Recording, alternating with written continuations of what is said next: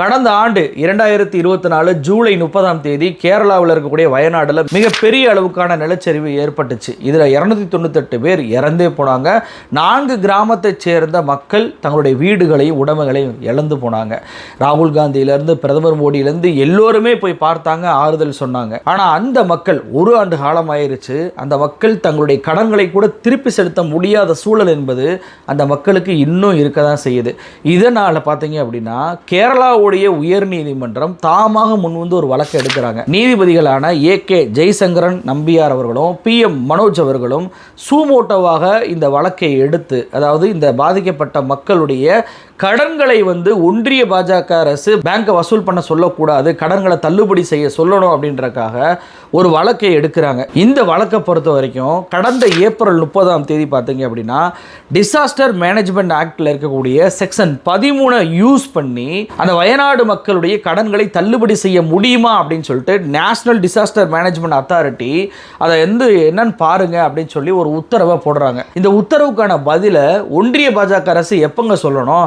உடனடியாக சொல்லணும். ஏன்னா கடன் பிரச்சனை அப்படின்றப்போ மாதம் இந்த பிரச்சனை என்பது அவங்களுக்கு மிகப்பெரிய அளவுக்கு பிரச்சனையாகவே மாறக்கூடிய ஒரு விஷயம். அப்படி இருக்கும்போது இந்த பதிலை உடனே சொல்லாமல் பார்த்தீங்க அப்படின்னா 2 நாளைக்கு முன்னாடி இந்த ஜூன் மாதத்தில் போயிட்டு ஒன்றிய பாஜக அரசு என்ன சொல்கிறாங்க அப்படின்னா, அதாவது நீங்கள் சொல்லக்கூடிய அந்த கடனை தள்ளுபடி சொல்கிறீங்கல்ல, பேரிடர் காலங்களில் ஏற்படும் போது செக்ஷன் 13 பயன்படுத்துங்கன்னு சொல்கிறீங்களே, அந்த செக்ஷன் 13 நாங்கள் என்றைக்கும் நீக்கிட்டோம். அப்படி நீக்கினதுனால எங்களுக்கு எந்த அதிகாரமும் கிடையாது, நாங்கள் பேங்க்கிட்ட போயிட்டு கடனை வசூலிக்காதுன்னு சொல்ல முடியாது அப்படின்னு சொல்லி ஒரு பதில் அறிக்கையை ஒன்றிய பாஜக அரசு தாக்கல் பண்ணியிருக்கிறாங்க. அதாவது அமித்ஷா அவர் கீழே தான் அந்த துறை வருது, அவங்க அந்த பதிலை தாக்கல் பண்ணியிருக்கிறாங்க. உடனே கொந்தளித்த நீதிபதிகள் என்னால் எந்த உதவியும் செய்ய முடியாது அப்படின்னு சொல்லி ஓப்பனாக சொல்லுங்கள், சும்மா பவர் இல்லை அப்படின்னு சொல்லிட்டு விதிகளை காட்டி அந்த விதிகளுக்கு பின்னாடி போய் ஒளியாதீங்க, உங்களுக்கு என்ன பவர் இல்லையா? ஆர்டிகல் 73 இல்லைங்க சொல்லுது, பார்லிமெண்ட்டு எந்த ஒரு சட்டத்தையும் நிறைவேற்றலாம் அப்படின்னு சொல்லிட்டு உங்கள்கிட்ட அதிகாரம் இருக்கா இல்லையா? அப்புறம் என்னங்க அந்த அதிகாரத்தை பயன்படுத்தி இந்த மக்கள்கிட்ட கடனை வசூல் பண்ணக்கூடாதுன்னு சொல்லுங்க அப்படின்னு சொல்லிட்டு நீதிபதிகள் கொந்தளிச்சு பேசுகிறாங்க. உடனே இந்த பிஜேபி அரசு என்ன சொல்லுது அப்படின்னா, அந்த எல் சுந்தரேசன் அவர் ஆஜராகி ஒன்றிய அரசுக்கு பவர் இருக்க தான் செய்யுது, ஆர்டிகல் 73க்கு பயன்படுத்தி எந்த ஒரு சட்டத்தை கொண்டு வரலாம் தான், ஆனால் இது பாலிசி டிசிஷன், இதை பொறுத்த வரைக்கும் இது போன்ற சுச்சுவேஷனில் அதை பயன்படுத்தணுமா அப்படின்னு சொல்லி நாங்கள் பார்க்க வேண்டியது இருக்குது அப்படின்னு சொல்லி மிக மோசமான ஒரு பதிலை கொடுக்குறாங்க ஒன்றிய பாஜக அரசு. என்ன சொல்கிறாங்கன்னா, இந்த வயநாடு நிலச்சரிவுனா ஒரு பிரச்சனையா, அதுக்கு எதுக்குங்க எங்கள் பாலிசி டிசிஷனை நாங்கள் மாற்றணும், அதெல்லாம் மாற்ற முடியாது, எங்கிட்ட பவர் இருக்க தான் செய்யுது, ஆனால் நாங்கள் அதை யூஸ் பண்ணணுமா அப்படின்ற மாதிரி ஒன்றிய பாஜக அரசு ஒரு பதிலை கொடுக்குறாங்க. இந்த பதிலில் திருப்தி அடையாத நீதிபதிகள் என்ன சொல்கிறாங்க அப்படின்னா, 3 வாரம் டைம் கொடுக்குறோம், உங்களால் உதவ முடியாது. அதாவது நேஷனல் டிசாஸ்டர் மேனேஜ்மெண்ட் அத்தாரிட்டி கிட்ட கேட்டாங்க, அவங்க எங்களால் விதி இல்லைன்னு சொல்லிட்டாங்கல்ல, ஒன்றிய பாஜக அரசுக்கு விதி இருக்குல்ல, ஒன்றிய பாஜக அரசு அந்த விதியை பயன்படுத்தி 3 வாரத்துக்குள்ளே முடியாதான்னு சொல்லிருங்க, இல்லையா நாங்கள் அதுக்கப்புறம் நாங்கள் பார்த்துக்கிறோம் அப்படின்னு சொல்லிட்டு இந்த வழக்கை ஒத்தி வச்சிருக்கிறாங்க. அதாவது நீதிபதிகளை பொறுத்த வரைக்கும் என்ன சொல்கிறாங்கன்னா, செக்ஷன் 13 நீங்கள் நீக்கிட்டதா சொல்கிறீங்க, ஆனால் ஆர்டிகல் 73 படி அந்த நீக்கப்பட்ட சட்டத்தை திரும்ப கொண்டு வருவதற்கான உரிமை அந்த அதிகாரமும் உங்ககிட்ட இருக்குது அப்படின்றப்போ நீங்கள் ஏன் மறுபடியும் அதை கொண்டு வரக்கூடாது அப்படின்ற அடிப்படையில் தான் 3 வார டயத்தை கேரள நீதிபதிகள் கொடுத்துருக்குறாங்க. இதே தான் கேரள சிஎம்ஏ பார்த்தீங்க அப்படின்னா மோடிக்கும் அமித்ஷாவுக்கு எழுதின கடிதத்தில் செக்ஷன் 13 திரும்பவும் கொண்டு வாங்க அப்படின்னு சொல்லி தான் அவரும் சொல்லியிருக்கிறாரு.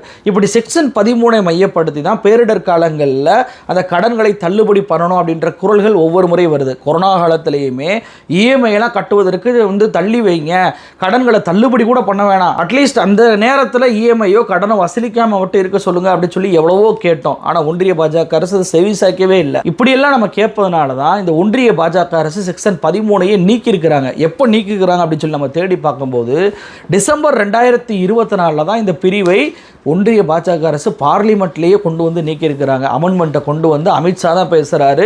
மிகப்பெரிய அளவுக்கு எதிர்ப்புகள் அமித்ஷாவுடைய பேச்சுக்கு வருது. எதுக்குங்க இப்படி நீக்கம் பண்ணுறீங்க அப்படின்னு சொல்லும்போது அந்த அமித்ஷா என்ன தெரியுமா சொன்னார், அதுதான் ஏற்கனவே செக்ஷன் 12 இருக்குல்ல, அப்புறம் எதற்கு 13 அந்த இடத்துல, அது தேவையில்லை, அதனால தான் நாங்கள் நீக்கணும் அப்படின்னாங்க. இன்றைக்கி நீக்கினதுனால தான் பார்த்தீங்கன்னா அந்த மக்களுக்கு கடன் தள்ளுபடி செய்ய முடியாது அப்படின்ற வார்த்தையை இவங்க பயன்படுத்தி இருக்கிறாங்க. அப்படின்றப்போ எதற்காக இவங்க இந்த செக்ஷனை நீக்கினாங்கன்றதை நம்ம இதன் மூலமாக புரிஞ்சு கொள்ள முடியும். சாமானிய மக்கள் நம்மகிட்ட கடன் தள்ளுபடி கேட்டக்கூடாது என்பதற்காகவே இந்த ஒன்றிய பாஜக அரசு இந்த செக்ஷனை நீக்கியிருக்கிறாங்க. சரிங்க, அதான் அமித்ஷா சொல்கிறாருல செக்ஷன் 12 இருக்குது அப்படின்னு சொல்லிட்டு அதை யூஸ் பண்ணிக்கிற வேண்டியதானாங்க, அது என்னங்க அப்படின்னு சொல்லிட்டு சில பேர் கேட்கலாம். ஆனால் செக்ஷன் 12 என்ன தெரியுமா சொல்லுது? அதாவது இப்போ நம்ம ஒரு பேரிடர் காலத்தில் சிக்கிட்டோம், ஒரு வெள்ளம் வருது, இவ்வளோ ஒரு நிலச்சரிவு ஏற்பட்டுருச்சு, நம்ம பாதிக்கப்படுறோம் அப்படின்னா நம்மளை போய் ஒரு இடத்துல தங்க வைப்பாங்க, அங்கே நம்மளுக்கு வந்து உணவு கொடுப்பாங்க, உடை கொடுப்பாங்க, தற்காலிகமாக தங்குவதற்கான இடத்தை ஏற்பாடு கொடுப்பாங்க, மறுபடியும் நம்ம அந்த வீடு கட்டி போய் குடியேறுவதற்கான ஒரு 5000 2000 10,000 அரசாங்கம் கொடுப்பாங்கல்ல. இதுதான் செக்ஷன் 12 சொல்லுது. அதாவது தற்காலிக அந்த மக்களுக்கு செய்யக்கூடிய உதவிகளை செய்யக்கூடிய ஒரு சட்டம் தான் செக்ஷன் 12 தேசிய பேரிடர் மேலாண்மையில்.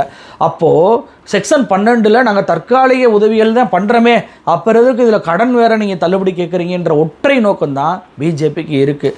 அப்போது அமித்ஷா சொல்வதை போல் கடன்லாம் கேட்கக்கூடாது, அதான் உனக்கு உதவி பண்ணுறேன்ல, உனக்கு வந்து 3 வேளை சாப்பாடு போடுறேன்ல, உனக்கு தற்காலிகமாக இடம் கொடுக்குறேன்ல, ட்ரெஸ்ஸு கொடுக்குறேன்ல, அதை மட்டும் வச்சு பொழைச்சிக்கோ அப்படின்றது தான் இந்த ஒன்றிய பாஜக அரசு சொல்லக்கூடிய ஸ்டேட்மெண்ட். ஆனால் கோர்ட் இதை கண்டிப்பாக விடுமா அப்படின்னு சொல்லி கேட்டால் கண்டிப்பாக விடாது. ஏன்னா இதை சூமூட்டமாக அவங்க எடுத்துருக்கிறதுனால இதை கண்டிப்பாக இந்த கேரளா கோர்ட் விடாது. ஒன்று ஒன்றிய பாஜக அரசு வெளிப்படையாக ஒத்துக்கிறணும் நாங்கள் உதவ முடியாது அப்படின்னு சொல்லி. அப்படி ஒத்துக்கிட்டாங்க அப்படின்னா கேரளாவில் அது மிகப்பெரிய அரசியல் தாக்கத்தை அவங்களுக்கு ஏற்படுத்தும். சமாளிச்சும் கடத்தவும் முடியாது. அந்த நீதிபதிகள் அதை சும்மா விட மாட்டாங்க. ஏன்னா அது யாரோ திறந்த வழக்கு இல்லை, சூமோட்ட வழக்கு அப்படின்றப்போ பர்சனலாகவே இந்த வழக்கை அவங்க எடுத்து கொண்டு போகிறாங்க அப்படின்றது தான் என்னுடைய பார்வையாக இருக்குது. சரி, இப்போது நான் என்ன கேட்குறேன் அப்படின்னா, இந்த வயநாடு மக்கள் 4 கிராமத்தை சேர்ந்தவங்க என்னங்க பெருசாக கடன் வாங்கிட போகிறாங்க? ஒரு மாடு வாங்குறது கடன் வாங்கியிருப்பாங்க, அல்லது விவசாயத்தை நிலத்தை காட்டி கடன் வாங்கியிருப்பாங்க, ஒரு தங்க நகையை வச்சு ஒரு கடன் வாங்கியிருப்பாங்க, இல்லை சின்ன சின்ன பொருட்களை இஎம்ஐயில் வாங்கியிருப்பாங்க. இவ்வளவு தாங்க அவங்க கடன் வாங்க முடியும். கார்பரேட் மாதிரி 50,000 கோடி 60,000 கோடி வாங்க போகிறாங்க. அதிகபட்சம் போனால் ஒவ்வொரு ஆளுக்கு 5 லட்சத்தை தாண்டாது. அப்போ எல்லாத்தையும் சேர்த்தா கூட ஒரு 1 கோடி வருமா? வரவே வராதுங்க. இந்த 1 கோடி கடனை கூட நாங்கள் தள்ளுபடி பண்ண முடியாது, எங்களுக்கு அந்த அதிகாரம் இல்லைன்னு சொல்லக்கூடிய இந்த பிஜேபி இருக்குது தெரியுமா? இந்த பிஜேபி கிட்ட நான் கேட்கக்கூடிய ஒரே விஷயம் என்ன தெரியுமா? மெகுல் அப்படின்ற ஒருத்தவர், நீரவ் அப்படின்ற ஒருத்தர், விஜய் மல்லையா அப்படின்ற ஒருத்தர், அதே போல் சந்தேஸ்வரான்னு ஒருத்தர், ரிஷி கமலேஷ் அகர்வால், இவங்க எல்லாருமே பேங்க்கில் தானே கடன் வாங்கினாங்க. வாரா கடன் ஆக்கிட்டு வெளிநாடுக்கு தப்பி ஓடிட்டாங்கல்ல. இப்படி இவங்க பேங்க்கில் கடன் வாங்கி கட்டாமல் விட்ட அந்த தொகை எவ்வளோ தெரியுமா? 5,35,000 கோடி. 5,35,000 கோடி ஏமாற்றிட்டு இவ்வளோ பேர் வெளிநாட்டு தப்பிச்சு ஒன்றான்ல. அப்போது இந்த பேங்க்குக்கு ஏதாவது பிரச்சனை வந்துச்சா? இந்த பேங்க் சமாளிக்க தானே செஞ்சிச்சு. அப்போ இவ்வளவு லட்சம் கோடியை பேங்க்கால் சமாளிக்க முடியும் வாரக்கடன் ஆச்சுன்னா அப்படின்னா எதற்காக ஒரு 1 கோடி ரூபா 2 கோடி ரூபாக்குள்ளே வாங்கக்கூடிய சாமானியன் வாங்கக்கூடிய கடன்களை தள்ளுபடி பண்ண முடியாதா? ஏன் அரசாங்கம் அதை பொறுப்பேற்றுக்கிறாதா? ஏன் நீங்கள் வந்து இது வரைக்கும் கடனே தள்ளுபடி பண்ணது கிடையாதா?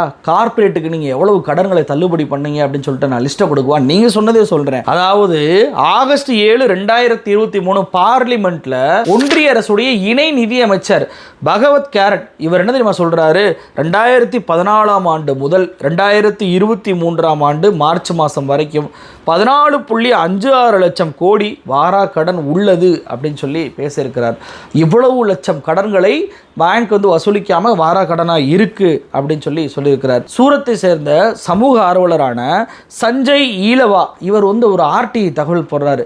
இந்த ஆர்டி தகவலில் பகீர் தகவல் வெளியாகுது. என்ன தகவல் வெளியாகுதுன்னா 2014 ஆண்டிலிருந்து, அதாவது மோடி ஆட்சிக்கு வந்ததுலேருந்து 9 ஆண்டுகளில் 25 லட்சம் கோடி வரைக்கும் வாரா கடன் தள்ளுபடி பண்ணப்பட்டிருக்கு இந்த ஒன்றிய அரசால்.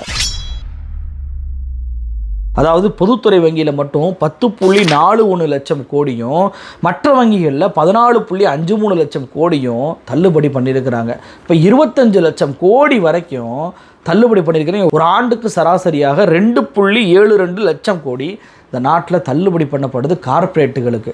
அப்போ கார்ப்பரேட்டுகளுக்கு 25 லட்சம் கோடியை தள்ளுபடி பண்ணுறீங்களே, சாமானியன் வாங்கியிருக்கக்கூடிய 35,000 1 லட்சம் 2 லட்சம்ன்ற லோனை உங்களால் தள்ளுபடி பண்ண முடியாதா? செக்ஷன் 13 அது பேரிடர் காலத்தில் நம்ம கேட்குறோம். என்னமோ அவனுக்கு வந்து சம்பாதிக்க முடியாததுனால அவனுக்கு வந்து பணத்தை கட்ட முடியல, அதனால் கடனை தள்ளுபடி பண்ணுங்கன்னு சொல்லிட்டு சாமானியன் என்னைக்காவது வந்து அரசாங்கத்தில் கேட்டிருக்கானா? இல்லைங்க.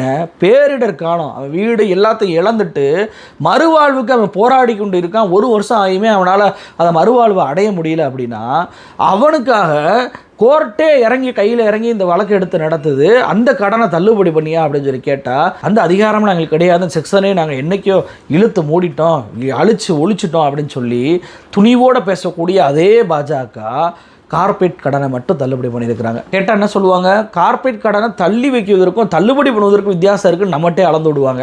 அப்புறம் எதுக்கு ஆர்டிஐயில் அந்த தகவல் வந்துச்சு?